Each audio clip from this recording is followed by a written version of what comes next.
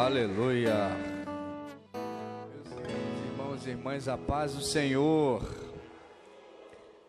Graças a Deus que nós estamos mais um dia em sua casa, mais um culto de louvor e adoração ao nosso Deus. Nós estamos em nosso culto de oração e sabedoria.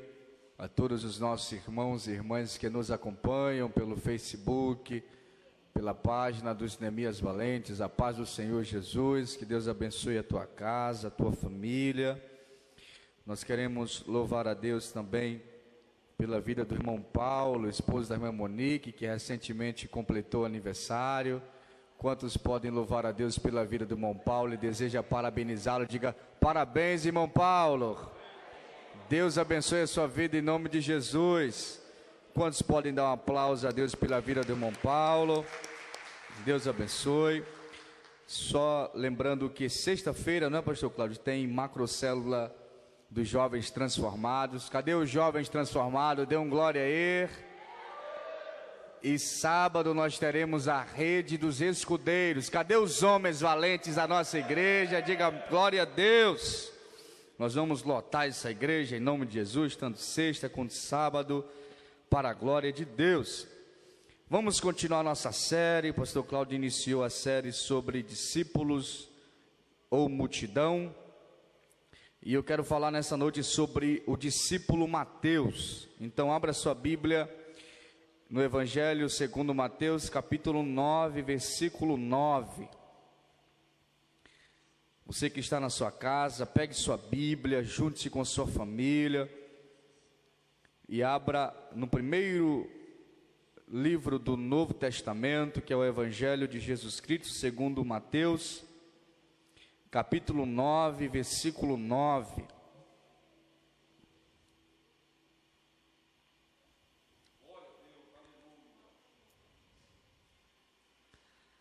Quantos encontraram, digo amém. E Jesus, passando adiante dali, viu, assentado na recebedoria, um homem chamado Mateus, e disse-lhe, segue-me. E ele, levantando-se, o seguiu. Curva a sua cabeça, Pai. Nós queremos te louvar pela leitura da tua palavra, pelo privilégio que temos, Pai, de ser ministrados por ti. Nessa noite nós te pedimos mais uma vez, aplica a tua palavra em nosso coração, gerando transformação, gerando edificação, confronto, para a glória do teu nome, nós te pedimos, amém. Minha gente, o pastor Cláudio, pelo menos em 2 ou terças-feiras, falou sobre alguns episódios de discípulos e multidão, algumas lições maravilhosas que a Bíblia nos ensina, e ele me fez o convite para eu falar também com vocês nessa noite sobre discípulos ou multidão. E como eu disse, eu queria falar sobre Mateus, um discípulo em especial dentre os 12, as lições que ele nos ensina, as lições que o seu chamado nos ensina para a nossa vida prática. Então vamos lá. Quando Jesus ele é batizado por João Batista, a Bíblia diz que ele é levado para o deserto, passa 40 dias e 40 noites em jejum, é tentado pelo próprio diabo, e logo em seguida os evangelistas vão registrar que Jesus ele começa a chamar os seus primeiros discípulos. Como ninguém consegue ir longe sozinho, Jesus ele reúne um grupo de pessoas para desenvolver o projeto, a missão que Deus deu para ele. Então, Jesus ele vai nas comunidades simples de Israel e escolhe 12 homens. 12 homens com personalidades diferentes, com estilos diferentes, a maioria deles com trabalhos e funções diferentes. Nós temos discípulos que foram pescadores, nós tivemos discípulos que serviam ao império, como era Mateus. Então, dos 12 discípulos, nós temos várias personalidades totalmente diferentes. E dentre elas, nós temos o publicano Mateus. A Bíblia diz que Jesus estava saindo de Cafarnaum após ele curar um paralítico ali. O texto diz: e passando Jesus, viu um homem assentado na alfândega, na coleteria de impostos, chamado Mateus, e disse-lhe: siga-me. E ele, levantando, seguiu. Nós temos 3 evangelistas, Mateus, Marcos e Lucas, que vão descrever o chamado de Mateus. E interessante a gente notar que Mateus, ele é o único discípulo que a Bíblia vai mencionar. Mateus, Jesus o chama sozinho. Jesus olha para um grupo de coletores de impostos e vê Mateus e o chama.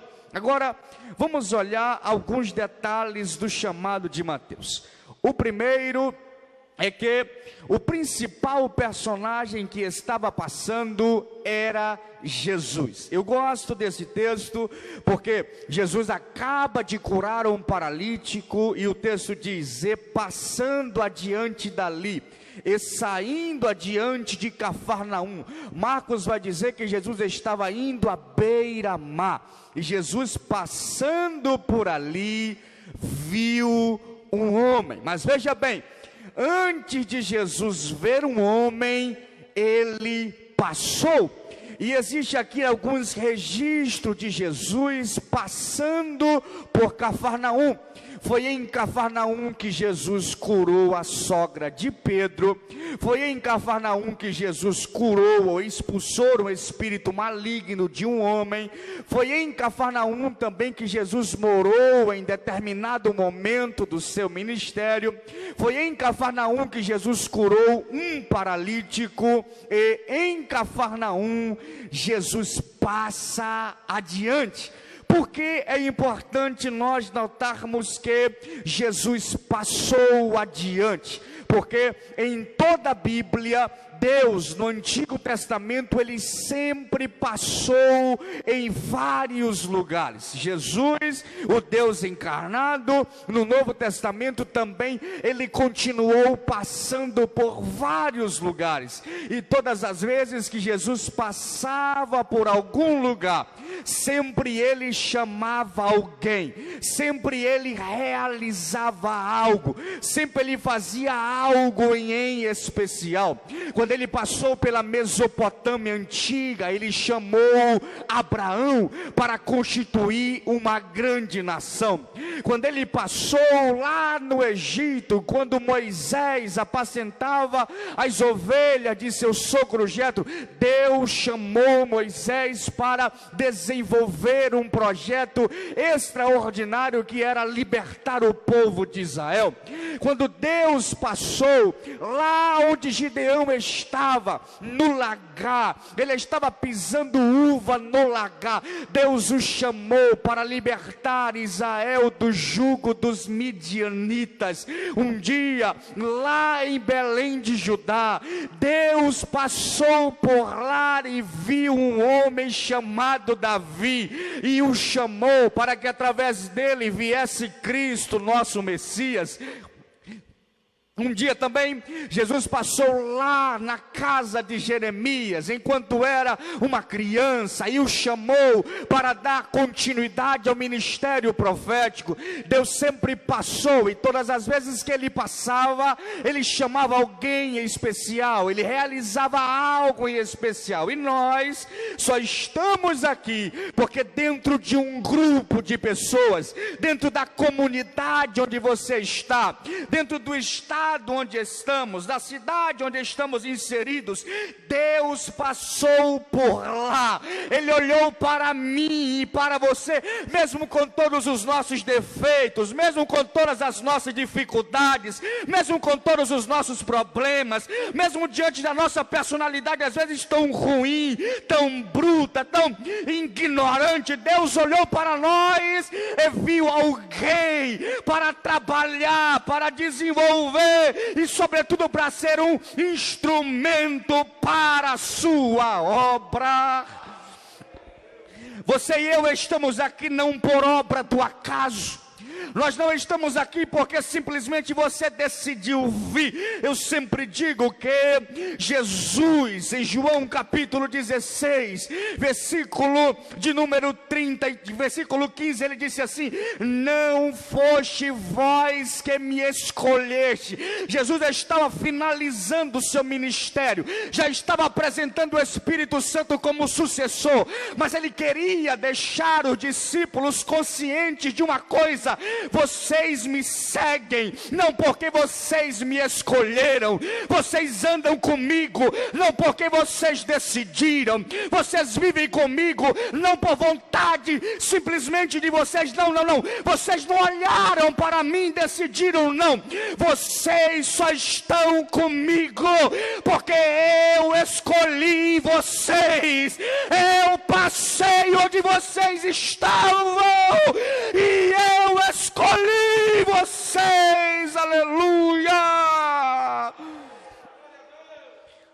Porque às vezes nós queremos dar muitos méritos a nós mesmos, às vezes nós queremos bater no peito e pensar que nós somos os caras, nós pensamos que nós somos os bambamãs, não, nós só estamos aqui porque um dia Jesus passou em algum lugar aqui, num bar, numa boca de fumo, em um lugar de prostituição, em um prostíbulo, ou em uma casa de vícios, olhou para mim e para você e diga: venha, você é o escolhido meu.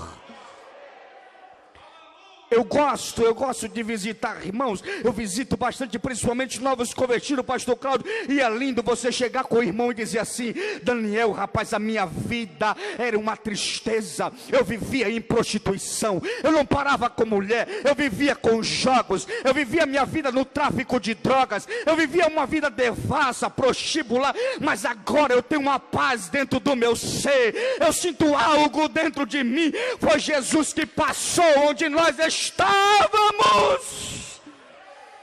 bendito seja Ele para sempre. O que seria de nós se Ele não tivesse passado? E eu quero que você entenda que Ele continua passando em nosso meio, Ele continua passando em nosso meio, Ele continua passando em nosso meio, glória a Ele para sempre. Em segundo lugar, Jesus passando, Ele vê. E é interessante todas as vezes que nós lemos a Bíblia atentarmos para os verbos, porque verbo denota ação. Então Ele passa e logo em seguida Ele vê. E eu preciso que vocês entendam uma coisa: que Deus, Ele vê totalmente diferente do homem. A perspectiva de Deus é diferente do homem. Quem olha para mim não dá nada, mas Deus investe tudo. Quem olha para você pode desprezar, não fala bem, não canta bem, não prega bem, não vai dar em nada, mas Deus olha e investe tudo e vai dizer: vai cantar bem, vai pregar bem, vai ser um homem, vai ser uma mulher de Deus, vai ser um instrumento em minhas mãos, porque Deus sempre vai ver diferente do homem. Talvez alguém possa olhar para nós e dizer: não dá nada, não vai chegar em lugar nenhum, esse aí não vai dar em nada, mas Deus vai sempre olhar para nós de uma ótica diferente, numa perspectiva diferente. Eu não posso deixar de falar sobre Davi. Um dia, quando o profeta Samuel, que era a maior autoridade de Deus na terra naquele momento, ele vai até Belém, a casa de Jessé. Ele vê os filhos de Jessé robustos, ele vê os filhos de Jessé que eram soldados, que já serviam o exército de Israel. Ele diz assim: certamente é este. Olha a ótica humana, olha a perspectiva humana, porque a perspectiva humana, ela é fundamentada na aparência, a perspectiva humana, ela é fundamentada no exterior, mas Deus olha para Samuel e fala ali no coração dizendo: Samuel, não te ilude, não te atenta para a aparência. Por que, Senhor? Porque tu só consegue ver os músculos, tu só consegue ver a estatura, estrutura, tu só consegue ver o porte físico, e tu, Senhor, eu olho o coração, eu olho o que ninguém consegue ver, e como eu olho o coração, manda chamar um que está no campo, o menor da casa, pastor de ovelhas, porque quando eu passo, eu sempre vejo o homem segundo meu coração. Aleluia!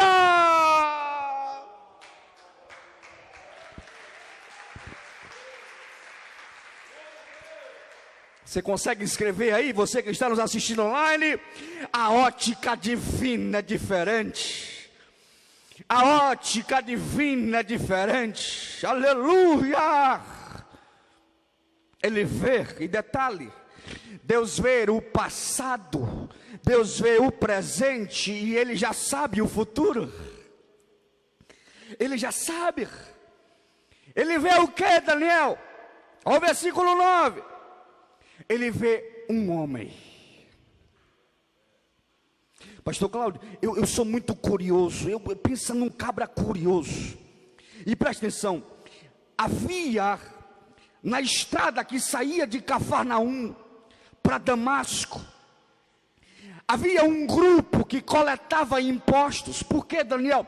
Como os romanos dominavam a época da Galileia, nos tempos bíblicos, eles colocavam homens, cobradores de impostos, para que os comerciantes, as pessoas que atravessaram, saíam de Cafarnaum, pagassem impostos. E detalhes, impostos pesadíssimos. Além de cobrar taxa devida, às vezes os cobradores de impostos ainda exigiam uma taxa maior, o que nós conhecemos de pedágio. Então, os publicanos, na tradução, significa cães públicos. Eles eram detestados, eles eram amaldiçoados, eles eram ridicularizados, porque a maioria deles eram judeus que serviam ao Império Romano e cobravam impostos abusivos daquela população tão simples, tão rude, cobravam impostos terríveis. Então o Império colocou cerca de 110 cobradores de impostos de um lado e 110 de outro, todos eles sentados na coletoria de impostos, cobrando, pegando propina, pregando pedágio, recebendo impostos indevidos em sua maioria, pesadíssimos para o povo. E diante daquela turma que ia e voltava, Jesus não vê 2 homens, Jesus não vê 10 homens, Jesus não vê 220 homens, Jesus vê um homem. Porque na Bíblia, Deus sempre procurou um homem. Quer um exemplo? Quando Abraão vai interrogar a Deus a respeito de Sodoma e Gomorra, Gênesis 18, Senhor, destruirás tu, pois, o justo com o ímpio? Deus disse, não, Abraão, se eu encontrar 50 justos, eu não destruirei. Aí Abraão começa a interrogar Deus, se tu encontrares 40, 30, 20, 10, tu destruirás, pois, o justo com o ímpio? Deus disse, não, eu não destruirei. Deus procurou e não achou. Em Ezequiel capítulo de número 22, versículo 30, olha o lamento de Deus, pastor Cláudio. E procurei dentre eles um homem que tampasse o muro e estivesse na brecha, porém eu não achei. Porque Deus, Ele sempre vai procurar um homem. E deixa eu lhe dizer uma coisa, um homem nas mãos de Deus é capaz de fazer algo extraordinário. Um homem, pode ver que os grandes líderes da Bíblia, você pega Adão, você pega Noé, você pega Abraão, Isaac, Jacó, José, Moisés, Josué, você pega Davi, você pega Elias, você pega Eliseu, homens individualmente, porque Deus sempre vai escolher um homem para trabalhar e desenvolver o seu propósito. Eu e você estamos aqui nesta noite porque Deus nos escolheu e Ele quer trabalhar através de você.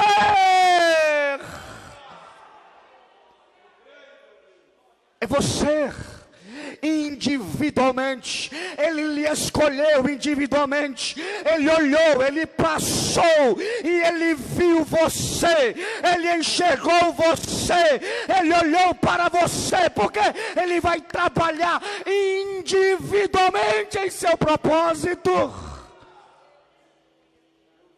Através de você, porque às vezes nós batemos, não, já tem um pastor Cláudio, já tem um Daniel, já tem um Denis, já tem um Marcelo, não, é cada qual com seu chamado específico. Pastor Cláudio tem um chamado pastoral específico, Denis, Marcelo, eu, pastor Ivana, cada um tem seu chamado específico, e Deus também lhe chamou para você desenvolver o propósito que Ele estabeleceu na sua vida. Você. Eu sempre gosto de falar da história de Moody. Moody foi um americano que, quando ele estava no ventre de sua mãe,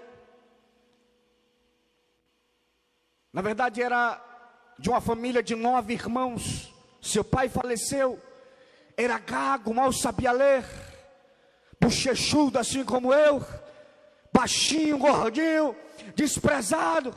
Foi trabalhar para engraxante de sapatos. Um dia ele ouviu um pregador dizendo: o mundo ainda não viu o que Deus é capaz de fazer com um homem que a Ele se entrega sem reservas. A história diz que Dwight Lyman Moody conduziu na América mais de 1 milhão de pessoas para Cristo, porque Deus sempre vai olhar um homem. E quando eu falo homem, eu não quero aqui ser machista, eu generalizo um homem e uma mulher específico para desenvolver o seu propósito. Deixa eu correr, senão vou pregar até meia-noite. Um homem chamado Mateus. E Cristo lhe disse: segue-me. Gente, Mateus não estava egoando, como diz o pastor Cláudio. Mateus estava trabalhando. Porque uma das coisas que nós precisamos entender é que a Bíblia vai mostrar que o chamado de Deus é sempre para as pessoas ocupadas. Às vezes nós queremos culpar dizendo: eu não tenho tempo, eu sou tão ocupado, eu não tenho tempo para desenvolver. É com você mesmo que Deus quer trabalhar. Os discípulos de Cristo, eles são ocupados sim, eles ocupam-se. Moisés estava ocupado cuidando das ovelhas de seu sogro, Davi estava ocupado cuidando das ovelhas de seu pai, Eliseu estava ocupado com 12 juntas de boi, Gideão estava ocupado malhando trigo, Pedro, André, Tiago e João estavam ocupados pescando. Amós diz assim: eu não era profeta, eu cuidava de bois e catava sicômoros, mas Deus me chamou para o ministério profético. Ocupação. Eu estava trabalhando. E olha que coisa interessante. Por Mateus ser cobrador de impostos, ele no mínimo falava aramaico, grego e latim, lidava com as pessoas que comercializavam. E segundo o estudioso diz, Mateus era dos 12 o discípulo mais instruído em matemática, em contabilidade, porque ele lidava com impostos, lidava com dinheiro. Era o indivíduo que sabia discernir, entrar e sair em vários idiomas, na matemática, na contabilidade, nas somas. Era muito inteligente. Fato é que ele é o escritor do evangelho que leva o seu nome. Mas por ser cobrador de impostos, nenhum judeu, por mais doido que fosse, seria capaz de escolher um cobrador de imposto para fazer parte do seu time, para fazer parte do seu grupo. Os cobradores de impostos eram considerados aqueles que subjugavam o povo, que dominavam o povo, portanto, eram as pessoas mais ridicularizadas pelos judeus. Mas Jesus, passando, viu um homem chamado Mateus, que cobrava impostos dos seus contemporâneos, dos seus conterrâneos, e disse-lhe: siga-me. Pastor Cláudio, por ser cobrador de impostos, ele era um homem abastado, ele era um homem rico, porque os cobradores de impostos, além de pegarem a taxa do império, eles cobravam valores mais altos e levavam para si. Portanto, era um homem rico, talvez o mais rico dentre os 12. Mas olha que coisa linda, o que é ser um discípulo de Jesus? Ele era rico, ele era uma pessoa instruída, era uma pessoa que tinha habilidade nas finanças, na economia do povo. Ele servia e honrava o Império Romano, Herodes. Mas quando Jesus passa e o chama, Lucas capítulo 5, registrando o mesmo episódio, diz que Mateus, deixando tudo, levantou-se e foi seguir Jesus. Ele deixou a cadeira, ele deixou a mesa onde cobrava impostos, ele deixou os benefícios dos impostos, ele deixou o prazer que era de servir ao Império Romano, deixou todas as honrarias do Império e disse assim: agora eu vou seguir aquele que é o Senhor de todas as coisas. Ele se levantou. Jesus disse: vem comigo, eu te quero comigo. Opa! Ele se levanta, deixa tudo. Eu não quero saber o que vou perder, eu quero Jesus, eu quero andar com Jesus. Porque, gente, que cristianismo que se ensina hoje, um cristianismo antibíblico, que as pessoas querem o Cristo Salvador, mas não querem o Cristo Senhor, não querem renunciar aos seus prazeres, não querem renunciar aos seus privilégios. Gente, seguir, levantar-se para seguir Jesus, é não saber para onde vai, é não saber quais privilégios vai ter, é não saber qual vai ser, entre aspas, o seu futuro, é não saber o que vai vir à frente, mas é saber com quem está caminhando, é saber com quem está indo, é saber quem está conduzindo a sua história. Porque o que diferencia o discípulo da multidão? A multidão quer os privilégios de Cristo, o discípulo quer o Cristo dos privilégios. A multidão quer aquilo que Cristo pode dar, o discípulo quer aquilo que Cristo é. A multidão quer perspectiva, o que vai ser de mim, onde é que eu vou chegar. O discípulo quer estar com o seu mestre, quer andar com o seu mestre, quer viver com o seu mestre. Estou eu e você disposto a abdicar dos nossos privilégios, a abdicar dos nossos prazeres, a abdicar das nossas vontades e se levantar? Gente, está na hora de nós, como discípulo de Jesus, nos levantarmos e seguir a Cristo e viver o propósito que Cristo tem para nós. Não há prazer neste mundo maior do que andar com Jesus, do que seguir com Jesus, do que viver com Jesus, do que viver para a glória de Deus. Eu vou concluir falando de 1 João capítulo 2, versículo 6. Deixando-vos o exemplo para seguir os seus passos. Gente, o que difere o discípulo da multidão é que o discípulo deixa tudo para seguir aquele que é tudo. Não, eu vou repetir.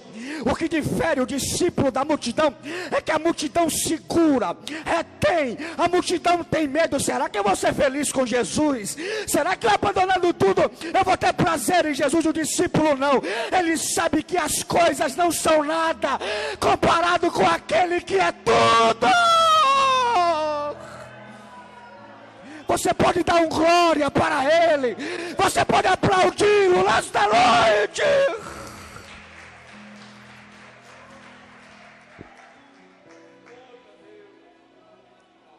Ele é, tudo meu é momentâneo.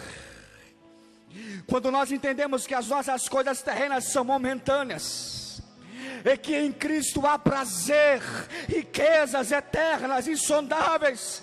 Por isso que Paulo diz que quando a nossa casa terrena aqui desmoronar, desfizer, nós temos um tabernáculo maior na eternidade.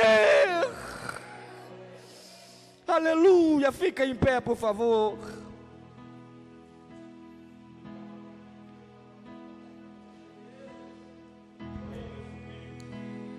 Ei, minha gente, ser discípulo de Cristo é entender que, muito embora nós não saibamos para onde estamos indo, é nós entendermos com quem nós estamos indo. Quem é que está conduzindo os nossos passos? Quem é que está conduzindo a nossa trajetória? Quem é que está guiando a nossa vida? É aquele que é o nosso Senhor que nos chamou. E o mesmo Senhor que chama o obreiro para a obra, Ele se responsabiliza pelo obreiro na sua seara. Ei, Deus está cuidando de ti. Você está aqui nessa noite porque Ele está cuidando de ti. Ele te chamou. Você está em pé aqui porque Ele passou, Ele te viu, Ele te chamou. Você disse eu quero, você se levantou e Ele vai continuar cuidando da tua história.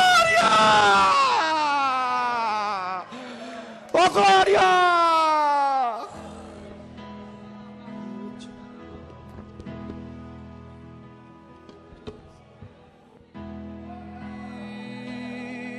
Levante as suas mãos.